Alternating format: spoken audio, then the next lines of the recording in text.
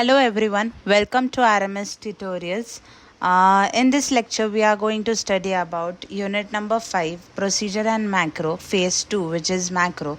The procedure part has been completed in the previous lecture video. Just go through it from the channel or from the playlist. Just search it and see the previous video and then come to the macro. तर आता आपण unit number 5 मध्ये procedure and मॅक्रोमध्ये आपण जो second part बघणार आहोत तो आहे macro.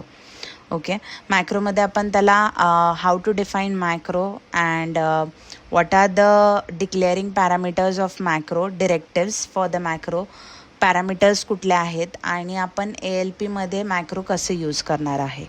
Okay, again the unit has 10 marks. It contains 10 marks of unit number 5. Okay, so without wasting time, let's go on the PPT. Okay, and start it. Yes, आपण start केलेला आहे. Procedure and मॅक्रोच्या नंतर आपण procedure बघितलं होतं. Okay, आणि आपण advantages नंतर आपण मॅक्रो स्टार्ट करणार आहोत. Macro is nothing but a small sequence of code of the same pattern repeatedly frequently at different places. म्हणजे ते पहिलं जे आपण बघत होतो ते एका मेन प्रोग्रॅममध्ये काही सेम इन्स्ट्रक्शन्स येत होते, ते रिपीटेडली येत होते. त्याला आपण काय करत होतो, सेपरेट सब प्रोग्राममध्ये टाकत होतो आणि जेव्हा पण आपल्याला एक्झिक्यूट करायचं असेल तर आपण ते कॉल करत होतो मेन प्रोग्राममधून. तर इथे काय करतो आहे आपण मॅक्रोमध्ये, काही स्मॉल सिक्वेन्स ऑफ कोड आहे ज्याच्यामध्ये सेम पॅटर्न यूज केल्या जाते repeatedly. Okay, at different places, वेगवेगळ्या प्रोग्राममध्ये त्याला यूज केल्या जाते. Which perform the same operation perform करते, काही वेगळं करत नाही, पण वेगवेगळ्या ठिकाणी त्याला सेम पॅटर्नमध्ये ते रिपीटेडली दिसते आपल्याला. Okay, different data of the same data type which is called as macro. Okay, त्याला काय म्हणतो आपण, ओपन सब रुटीन. प्रोसिजरला आपण काय म्हणतो, सब रुटीन. ह्याला आपण काय म्हणतो, ओपन सब रुटीन. ओके, आता ह्याला आपण कधी कॉल करू शकतो, तर जेव्हा पण कोड हा मॅक्रोमध्ये एक्झिक्यूट झालेला असेल तेव्हा तो ॲटोमॅटिकली कॉल होतो. Okay, it should be used Wien it has few program statement. काही थोडे तरी प्रोग्राम स्टेटमेंट त्याच्यामध्ये असणं गरजेचं आहे, तेव्हाच मॅक्रोचा प्रोग्राम रन होणार. Okay, it simplifies the programming process. ते काय करतं, आपल्याला सिम्प्लिफाय करतं. प्रोग्रॅमिंग प्रोसेस जी आहे त्याला सिम्प्लिफाय करण्याचं काम आहे, जे काम आहे ते प्रोग्रॅमिंग करतं. नेक्स्ट जे आहे ते आहे ॲडव्हान्टेजेस. ॲडव्हान्टेजेस काय आहेत, there are 4 advantages of macro. First, it simplify and reduce the amount of repetitive coding, reduce the errors. Because of repetitive coding there are number of errors occurred. It reduce the error. Then it makes program more readable. म्हणजे ते जे programme आहे त्याला अजून readable फॉर्मॅटमध्ये ते घेतं. Execution time is less. Execution जे करतं त्याचा टाईम काय होतं, कम होतं as compared to procedure. Okay, हे काय करते, डायरेक्टली सॉर्ट करते. सेम पॅटर्न जे आहे ते डायरेक्टली इटसेल्फ कॉल होते आणि संपून देते. त्याला मेन प्रोग्राममध्ये रिटर्न वगैरे करण्याची गरज नाही आहे. प्रोसिजरमध्ये RET लिहित होतं आपण, मॅक्रोमध्ये लिहिणार नाही आहे. There is no extra instructions required. Okay, now what is the difference between procedure versus macro. मग काय डिफरन्स आहे, पहिलं हे तर आहे की ते प्रोसिजरमध्ये आपण काय करतो आहे, रेट इन्स्ट्रक्शन करतो आहे. म्हणून आपण जे काय इन्स्ट्रक्शन्स सॉल्व केलेत किंवा बघितलेले आहेत ॲड्रेसेस, ते कुठं स्टोअर होणार, आपल्या मेन प्रोग्राममध्ये स्टोअर होणार. आणि त्याला आपल्याला हे जे इन्स्ट्रक्शन्स आहेत त्याला जर एक्झिक्यूट करायचं असेल तर आपल्याला मेन प्रोग्राममध्ये जाऊन त्याला कॉल करावा लागणार आहे. Right. So first is procedure does occupy minimum memory space than macro. म्हणजे प्रोसिजरमध्ये मिनिमम स्पेस लागतं, मॅक्रोमध्ये जास्त लागतं. In macro machine code is generated for instruction each time. म्हणजे मॅक्रोमध्ये काय होतं, जेव्हा पण मशीन कोड जनरेट करणार तेव्हा प्रत्येक वेळेस इन्स्ट्रक्शन काय करणार, कॉल होणार, प्रत्येक वेळेस कॉल होणार. पण प्रोसिजरमध्ये काय होतं आहे, फक्त ते जेव्हा मेमरीमध्ये टाकण्यात येईल तेव्हाच ते कॉल होणार, नाहीतर ते कॉल होणार नाही. जेव्हा ते खालीपर्यंत रिटर्न इन्स्ट्रक्शन जात नाही तोपर्यंत ते प्रोसिजरमध्ये कोड एक्झिक्यूट किंवा इन्स्ट्रक्शन एक्झिक्यूट होणार नाही. Then we have procedure. Procedure is accessed by call instruction. प्रोसिजरला कॉल लागतं, मॅक्रोला काय काय करावं लागतं, नेम द्यावं लागतं. नेम दिलेलं असतं त्याला, ह्याला कॉल करावं लागतं, CALL इन्स्ट्रक्शन यूज करावं लागतं. Then we have how to define macro. Okay, तर आपण काय करू शकतो, मॅक्रोला ॲट द बिगिनिंग आपण त्याला जसं प्रॉक कीवर्ड यूज करतोय तसं इथे आपण काय यूज करतोय, मॅक्रो यूज करतोय. मॅक्रो कीवर्ड आपण यूज करतोय.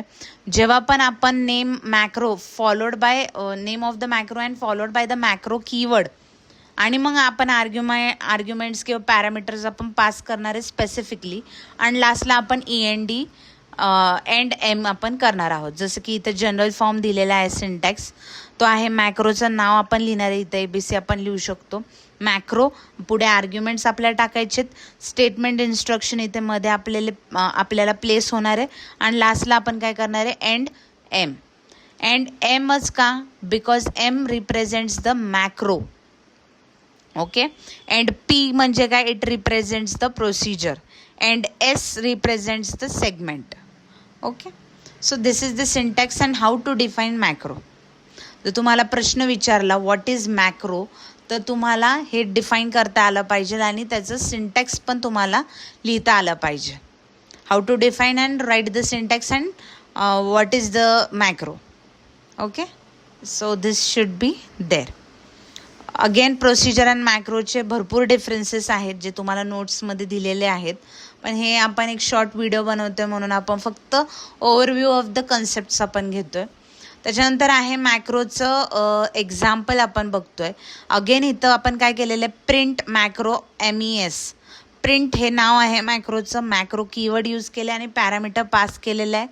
मग इथे काही स्टेटमेंट्स घेतलेले आहेत, काही रजिस्टर्स आपण इनिशियलाइज केलेले आहेत इन 21H, आणि आपण नॉर्मल एंड M केलेला आहे, एंड ऑफ द मॅक्रो केलेलं आहे. So it is used to display a string. MES is an argument on the screen. Okay, it is used to specify or display a string. Okay, आता example इकडे बघा, त्याचंच example थोडंसं expand व्हर्जनमध्ये दिलेलं आहे. डेटा सेगमेंट घेतला आपण, डेटा सेगमेंट घेतलं, डेटा एंड केलं लगेच. मध्ये आपण काय टाकलं आहे, STRDB 0DH, 0AH, hello world, right, आणि डॉलरचं साईन आपण तिथे लास्टला दिलेलं आहे. सो ह्याच्यामध्ये आपण काय केलं, स्ट्रिंग घेतलेलं आहे. ह्याच्यामध्ये डेटा आपण काय केलेलं आहे, स्ट्रिंग घेतलेला आहे. त्यानंतर कोड सेगमेंट आपण स्टार्ट केलं आहे. कोड सेगमेंटमध्ये we assume DS: data, CS: code, and start colon करून आपण काय करतो, मूव्ह AX, डेटा, म्हणजे एक AX नावाचा रजिस्टर आहे, त्याच्यामध्ये आपण डेटा जो आपण स्ट्रिंग घेतला आहे वरती तो त्याच्यामध्ये पुटअप करतोय. नेक्स्ट मूव्ह DS, X, म्हणजे जो DS सेगमेंट आहे त्याच्यामध्ये आपण काय करतो, AXचा जो रजिस्टर आहे त्याच्यामध्ये आपण मूव्ह करतोय. प्रिंट STR, मग आपण जे काय प्रिंट करायचं आहे आपल्याला, हॅलो वर्ल्ड, ते आपल्याला प्रिंट करायचं आहे म्हणून आपण प्रिंट STR करतोय, which calls macro print to display STR. STR is a parameter passed which is taken by MES in the macro print. Okay, and लास्टला आपण काय करतोय, कोड एंड्स. S का, तर आपण तो सेगमेंट, कोड सेगमेंट जो ओपन केला आहे त्याला आपण एंड करतोय म्हणून S, एंड स्टार्ट. ओके, इथे हे जे आहे हे पुढचं काय म्हणतात त्याला, हे पुढचं एक्सटेंड व्हर्जन आहे त्या मॅक्रोचं. Okay, so this is the extend version of that macro. That's it. Yeah, so we finished our whole unit number 5 over here. Okay, so if you like this today's lecture, which was the last part of MIC course, microprocessor programming course, we have covered all not all the chapters, but there are 5 units. We tried to cover 3 units which were main, first, second and third, which were very main chapter of MIC.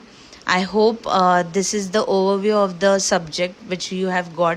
You are ready to 5 minutes of before the exam, the tips which was given through this video. I hope you have got all the points which were given over here. If you need any type of notes or study material of this course, it's there on Telegram link. If you like today's lecture, today's video, do like, share, comment and subscribe the channel.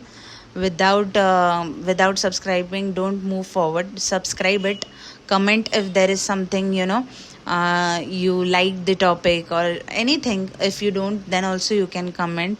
Okay, and yes, share it to all your friends, classmates.